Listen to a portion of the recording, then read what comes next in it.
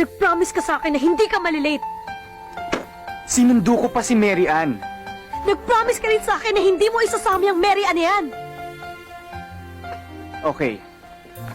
Kaya ako sinama si Mary Ann kasi mag-una kami. At syempre, ikaw ang gusto kong unang makaalam ng dahil ikaw ang best friend ko.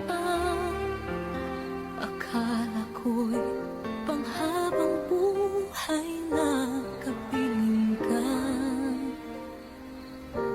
Lahat na yata inika'y para Get out of my way. Di ka ba masaya para sa akin? Get out of my way.